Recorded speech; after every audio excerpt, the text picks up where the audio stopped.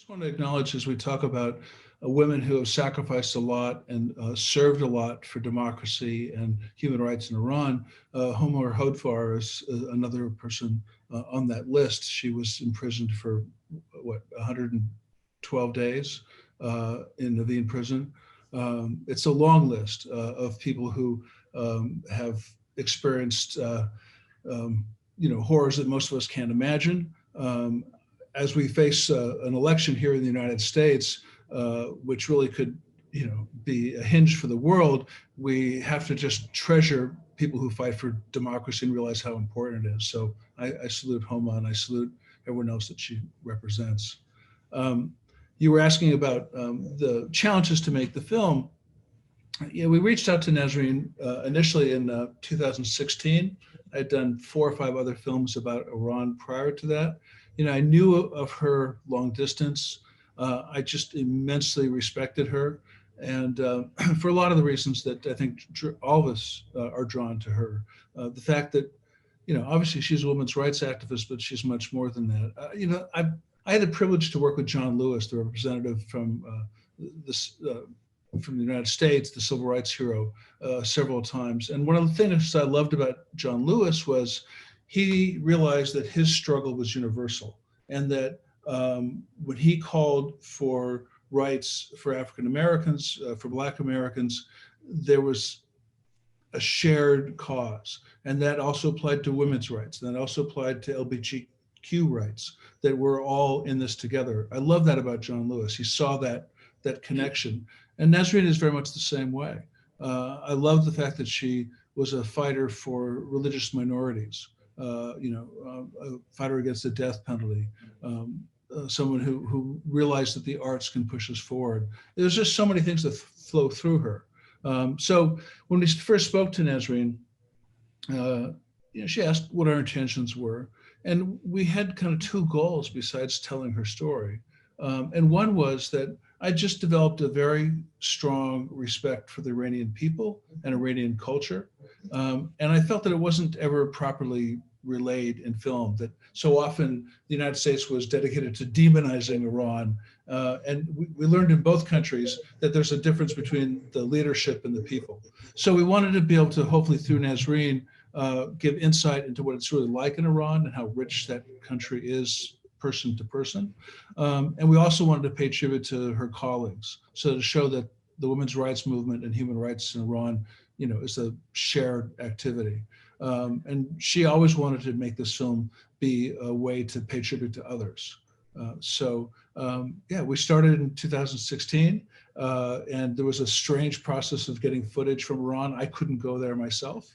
And even if I could, to roll into Tehran with a big film crew is not a very good way to be secret. So we worked with these really amazing filmmakers who put themselves at real risk, just like everyone in the film did, to tell Nasrin's story. And then one of the things that was remarkable was that as we were filming with Nasrin, and sometimes I'd get the footage a month later, 2 months later. There's one batch of footage that got caught up when she was arrested, and it was months and months and months later before I saw it. They would venture into art galleries, they would venture into the theater, but she also got involved in the Girls of Revolution Street movement, which is really a defining push for women's rights in Iran. So it was a real thrill to be able to share that journey with her, and now share the journey to get her free. Thank you very much, Jeff. I'll turn to Professor Cotler now. So, Professor Cotler, you've served as a lawyer, as a human rights lawyer to many prisoners of conscience, and now Nasrin is one of those. I was wondering if you could tell us a little bit about what it means to represent somebody who's in prison, especially under such grim circumstances. Thank you. And may I begin both, by commending Homa Hoodfar. It's the 4th anniversary now of her freedom from prison, and you were very much involved, Vrinda, in helping secure her release. And I just want to say to Jeff Kaufman, I found the documentary a really inspirational, moving documentary of a courageous woman, Nasrin, who is as Jeff put it, the embodiment of the struggle for human rights in Iran, who's gone down the line for women's rights in all its representative senses, I'm going to put it, for juveniles destined for execution, for journalists, for religious minorities, for other imprisoned lawyers, for other political prisoners, until she became, 2 years ago, yet again, a political prisoner herself, convicted and sentenced on false and absurd charges to 38 years in prison and 148 lashes, a virtual death sentence for a woman of her age. And now, 2 years later, following a 50-day hunger strike, and she undertook this hunger strike not on behalf of herself, but on behalf of other political prisons at great risk in pandemic-infested warrens in Evian prison and the like. She, suffering from a heart condition, from respiratory, she was denied treatment in a hospital. She was sent back to Evian prison and then just recently to Korchak prison, meaning a prison where, as it has been said, people are sent to die. The sense really of the cruelty of this treatment, her persecution and prosecution. So she is at the same time not only the embodiment of the struggle for human rights in Iran, she is really a looking glass into the persecution and prosecution of political prisoners in Iran and to the state-sanctioned repression. And I want to say what Jeff has said, one has to distinguish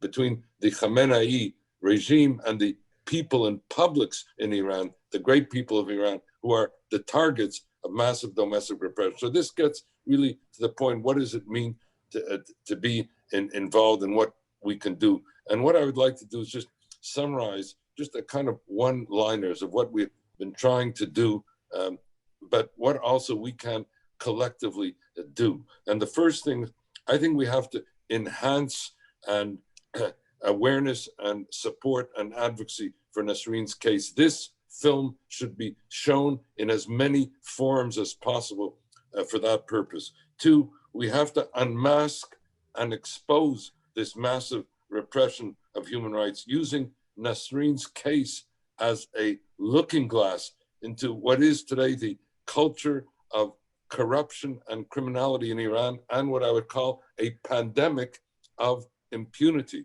And again, when you ask, how does one represent? You know, we have an absurd situation where the Chief Justice of Iran was a person who was a member of the 1988 death squads in Iran, who sentenced thousands of dissidents for execution.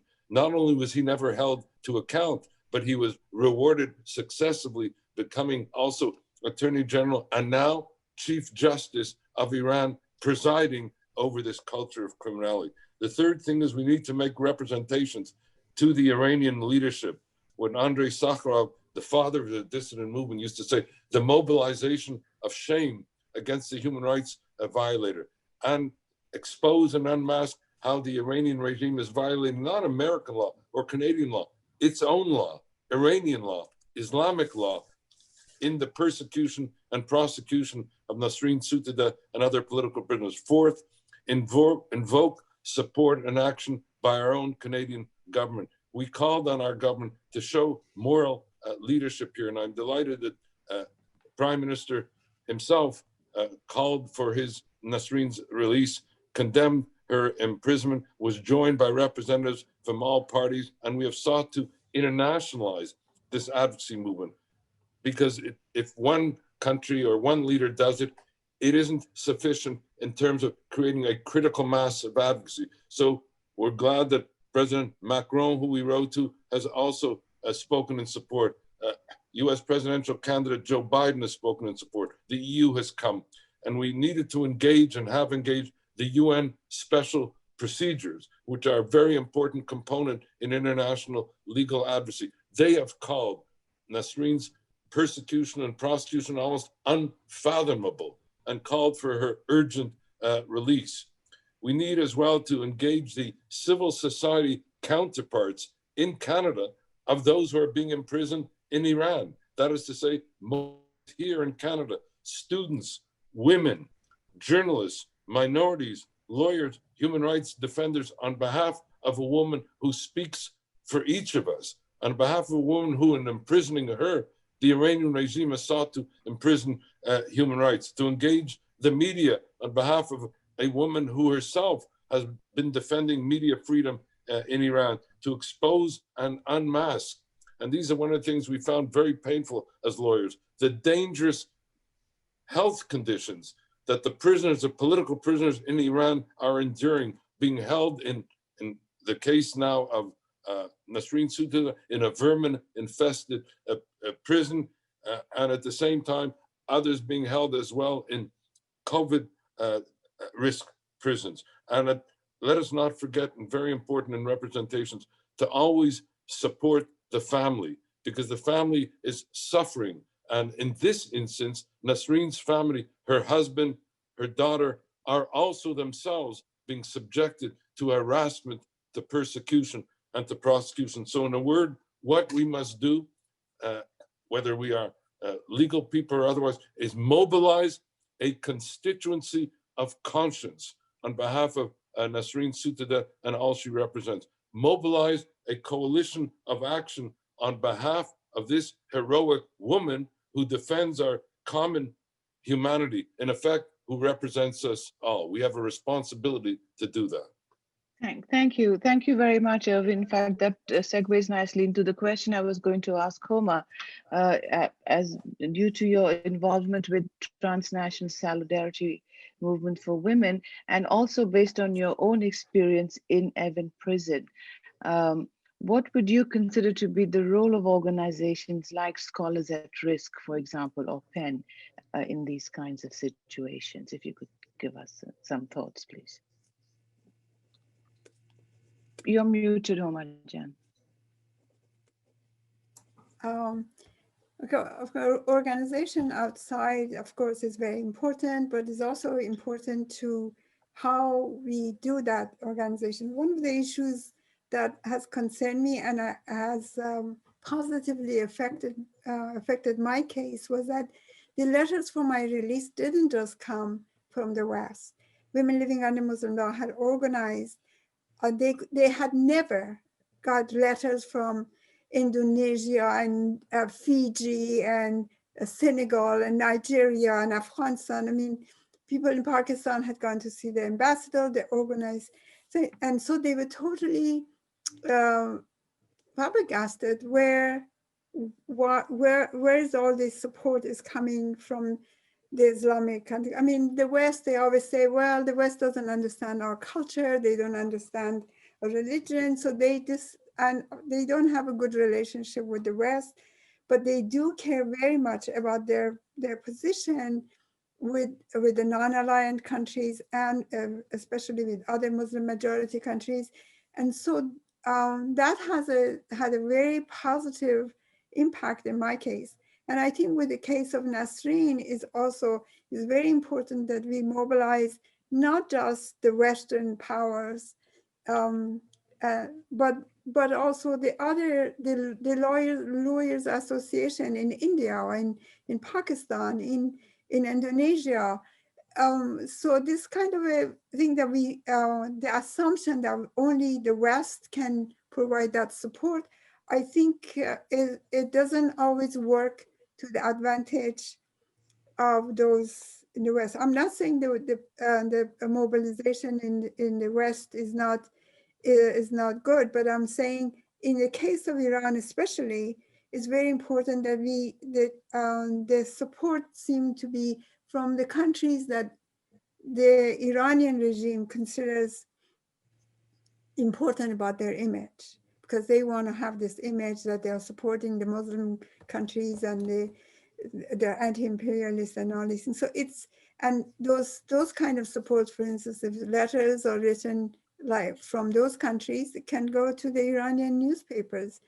There's no restriction or not as much restriction about reporting those kind of support from other countries, but there is certainly restriction about this way. So understanding the politics and the social psychology of the regime in different countries are important.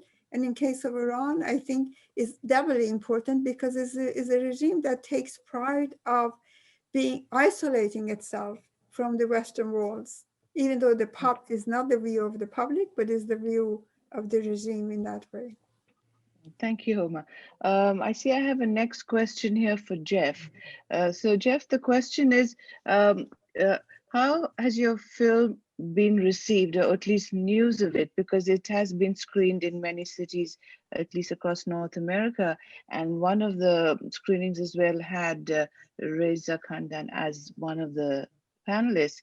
So the question is, has there been any impact on the family as a result of the film, or that you would know of? It's a good question. I will say that throughout filming, no matter how much work we did, we would often speak to Nasrin and say, Nasrin, I mean, I can hear myself saying this many times, Nasrin, we don't want to put you or your family or anyone else at risk. We will stop right now if you are concerned. You know, what should we do? And we again asked her that many times, and she always said, no, it's important to go forward. I want to go forward. And not only Nasrin, but everybody you saw in the film, everyone you saw in the film, Nargis Hosseini, all signed a release knowing what the consequences are for them being in the film. And I think it really addresses something that Nasrin talked about many times. And she says in the film that we must not let our children inherit silence. And one of the things the regime does, and people have been talking about the pressures they put on families, is they use all these coercive methods to keep people silent, to almost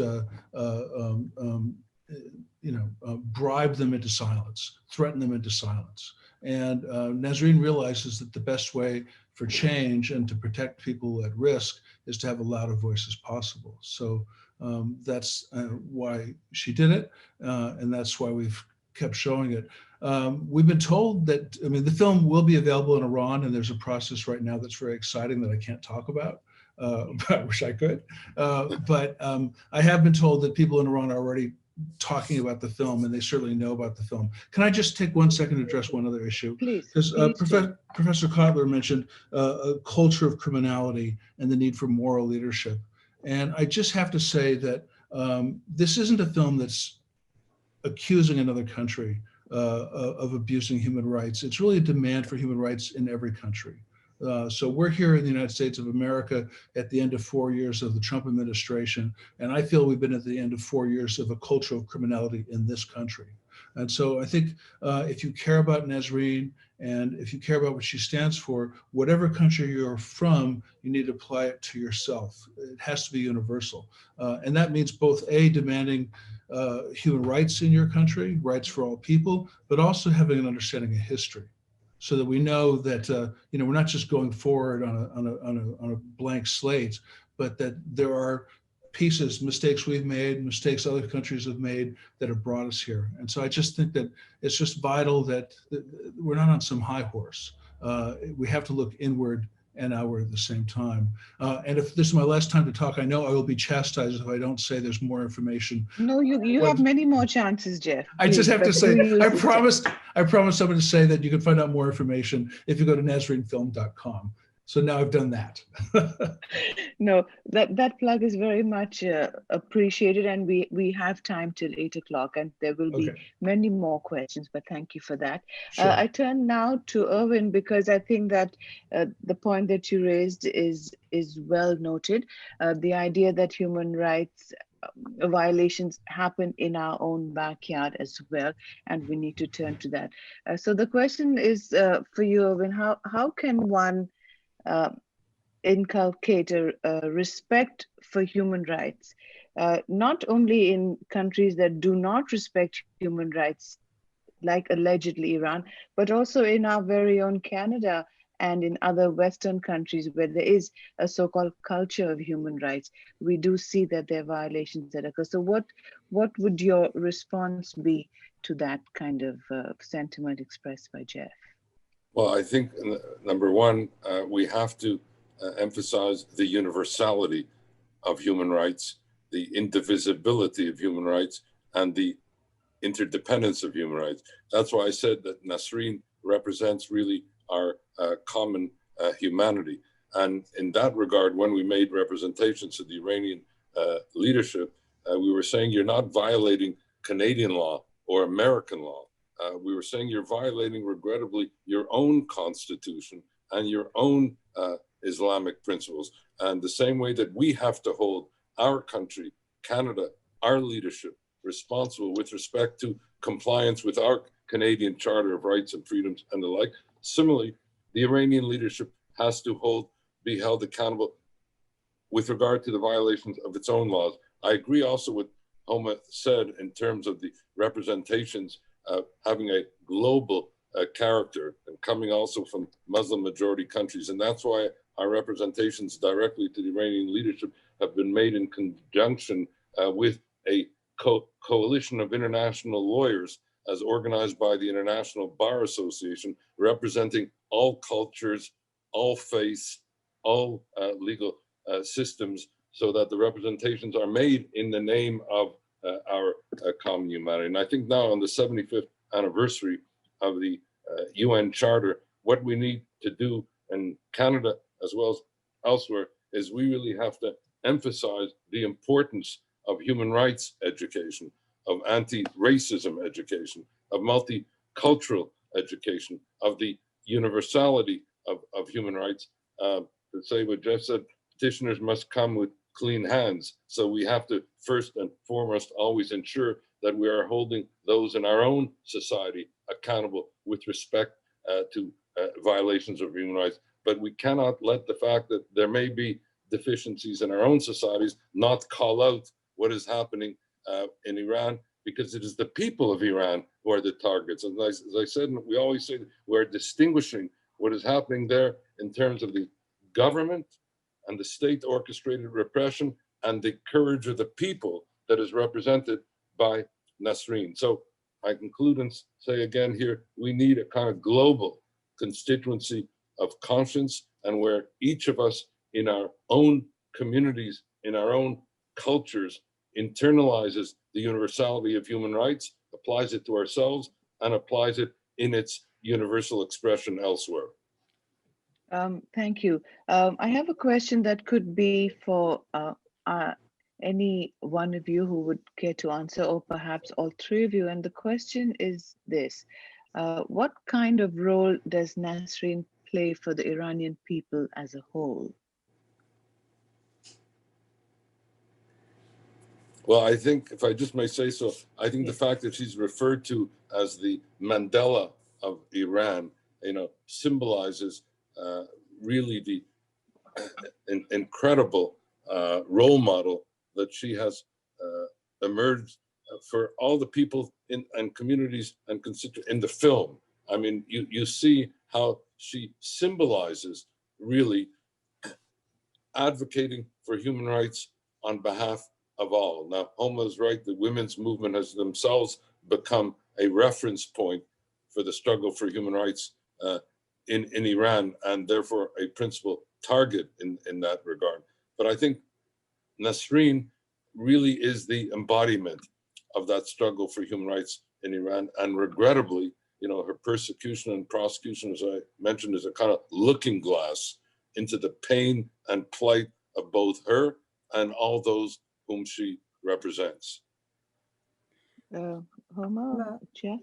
Yeah, I wear Nasrin, and not just Nasrin, but many other women are actually quite important in terms of younger generation, especially look up to them and look up at how the resistance. And what was interesting about Nasrin, I mean, I knew her when she was much younger woman.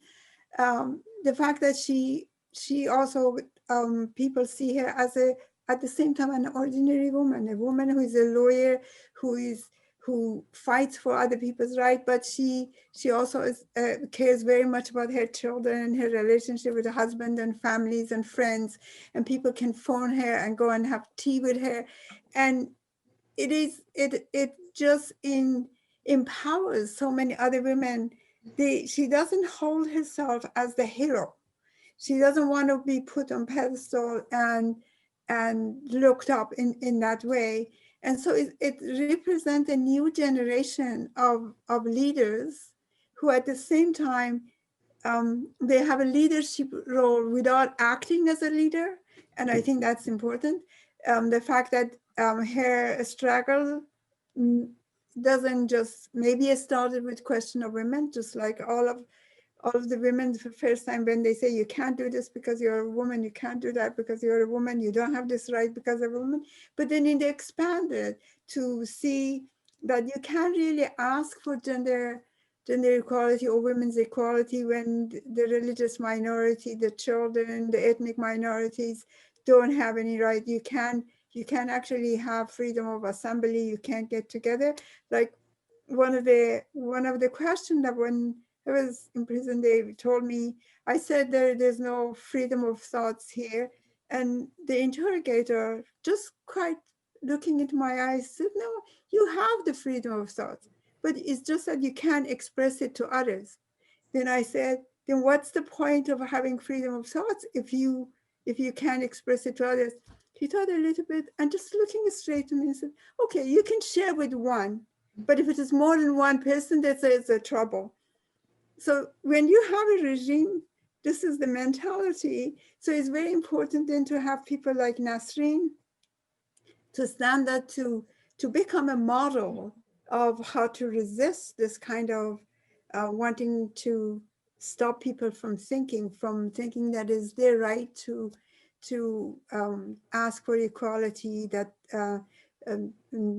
to participate in public sphere and so to demand this from the state. So Nasrin is a model. She's not, certainly there are many other women, but because she's so accessible and people can reach, people of all kind of group can reach out to her. So she has become a symbol for this new for women's movement that is not just concerned with women's issues, but that her concern is much more as a citizen and as everybody's right. And that's where the attraction has come.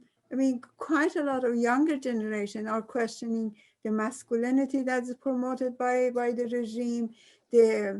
And they sympathize with their girlfriends and sisters and mothers. They see this oppression and they don't accept it, at least theoretically. But we are, as I said, I was just reading a few days ago a report that said 30% of the people who have been arrested, men who have been arrested since 2018, also amongst their charges is like their sympathy with women's movement or issues of gender equality. So that to me is a major advancement that it certainly didn't exist in 1980s. I'd like to add something to what Homa said, if that's okay. Please. I was going to cycle back to something she was saying about Reza and Nasrin, but first, speaking about men who have been allies of women in Iran, there are a number that I know that are in prison right now. One is featured briefly in the film, but we could have done an entire film about him. His name is Dr. Farhad Mezami. He's a close friend of Nasrin's and Reza's. When Nasrin was arrested, he went on a hunger strike to protest the arrest. He's someone who's used his own money to get prisoners out of prison. Just a remarkable, kind person who you'd want as your friend and neighbor. And he got arrested basically for wearing a button that says, I oppose a mandatory hijab for women. And that button basically symbolized a lot, but got him arrested. He's in prison right now. You may remember seeing him smiling so charmingly on the steps of the Iran Bar Association during Nasrin's 2013 protest. He now has COVID. He's been apparently put in a solitary cell, ignored by the guards, and maybe dying. And that's for his support of women in Iran. I'm sorry, I'm getting choked up. But I wanted to go back to something else, if I could, just briefly, which is that, Homa, you were talking about Nasrin welcoming people to her home, and that she's a mother and a wife and an activist at the same time. And Reza has talked about that. Reza has said, we're not heroic, we're just regular people. We do what we believe in, but we're trying to raise our kids in a good way and just be real people.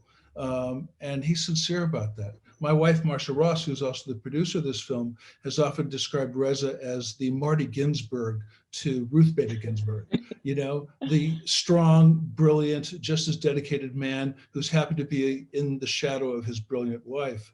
But he also represents what men can be in Iran and frankly in this country too. So, I think that having Nasrin love her family so much, love her husband so much, have such a strong part of that says a lot about what people can be. It also shows a lot of what the sacrifices that she's going through. To be separated from that is just brutal. And that just also goes back to her character as well. Right. So that brings me to the question that I had for you, Jeff, because in the film you've been able to so well portray the kind of family life aspect of Nasrin, her love for her children, her love for family, etc. And I was wondering, you did such a great job in sort of humanizing and presenting that human element. And I haven't had the opportunity to see other films of yours, but I was wondering if you could speak a little bit about how you achieved that balance so well. Well, thank you. Yeah, it's something I'm always interested in. I remember reading a biography of Dizzy Gillespie, who's an amazing musician, and I felt like I didn't know a thing about him when I was done. And you kind of want to know who the person is and what the drive is.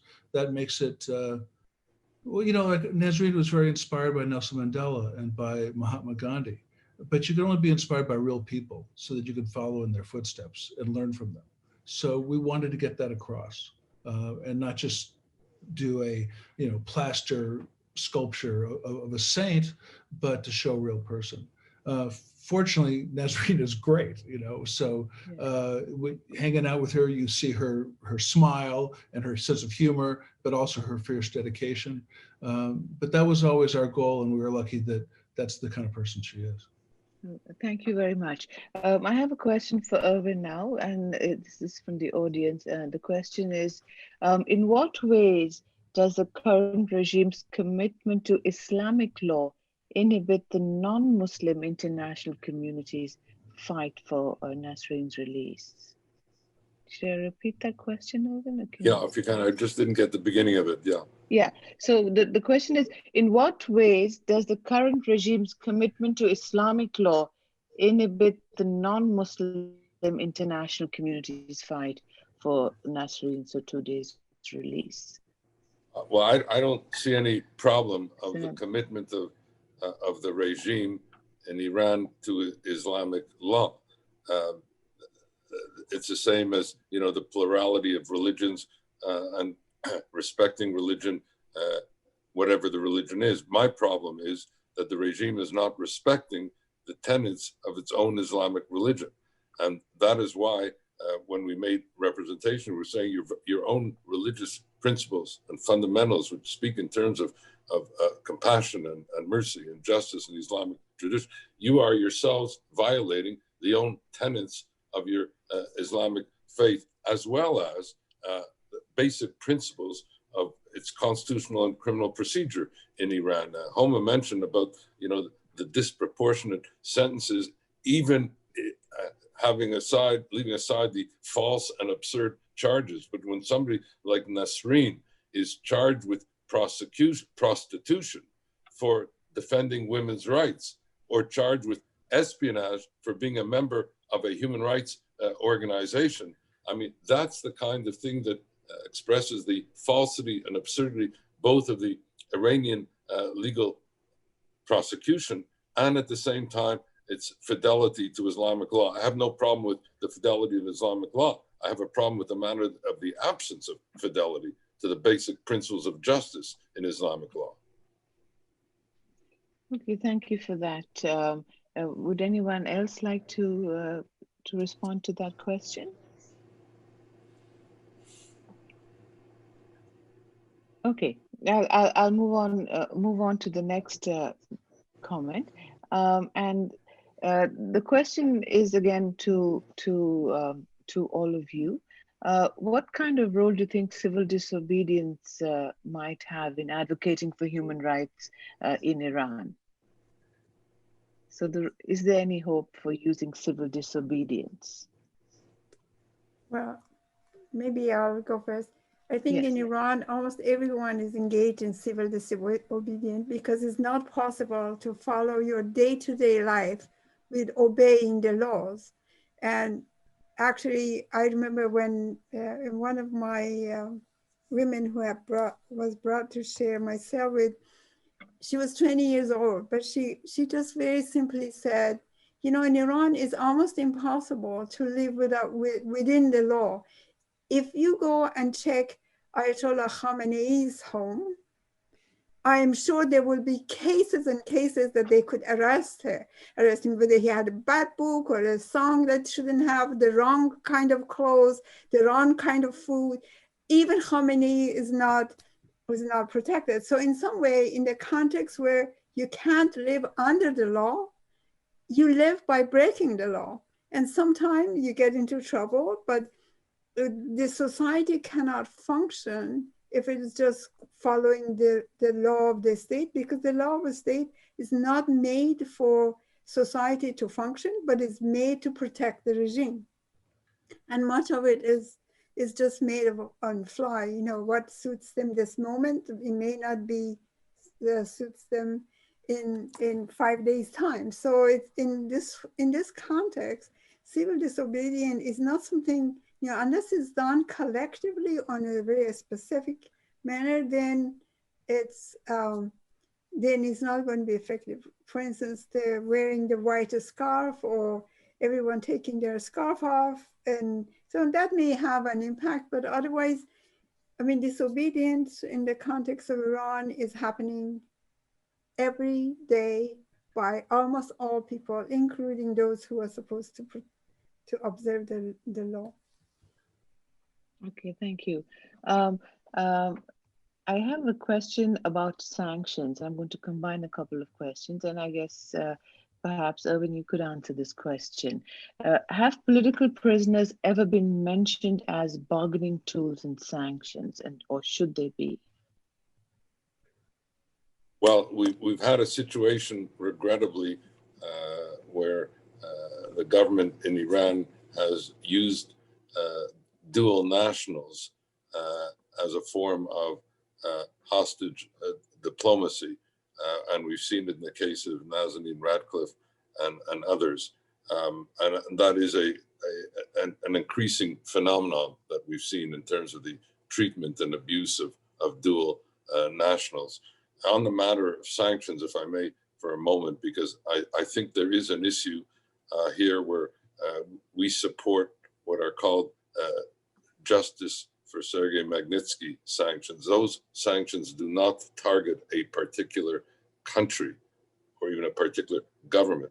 They target specific individuals who engage in whatever country they may be in gross violations of human rights, as they called, whether it be arbitrary detentions and deprivations of liberty, or torture and detention, extrajudicial executions, and the like. And regrettably, for example, while Canada has imposed Magnitsky sanctions on officials in Venezuela, Russia, Saudi Arabia, Myanmar, and South Sudan, we have not imposed any Magnitsky sanctions on any of those who have been, as we've called in a report, the architects of repression in Iran. So for purposes of just having a kind of egalitarian approach to the application of sanctions, there's no reason why some of the leading officials who head up, as I said, the Chief Justice of the Judiciary, the head of Evian Prison, who've been responsible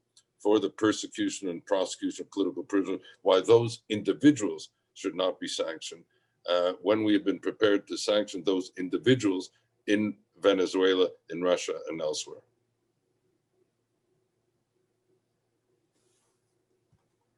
We can't hear you.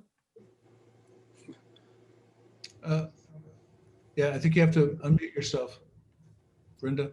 Thank you. I was going to say time flies, and of course, I've been on Zoom for so long and I always forget to unmute myself. Apologies for that. Thank you, everyone, for a fantastic discussion. I want to remind the audience members that this session will be recorded and it will be available. I thank you, Jeff, for making this film that is inspirational, and it reminds us of the things that we need to do in our own fields.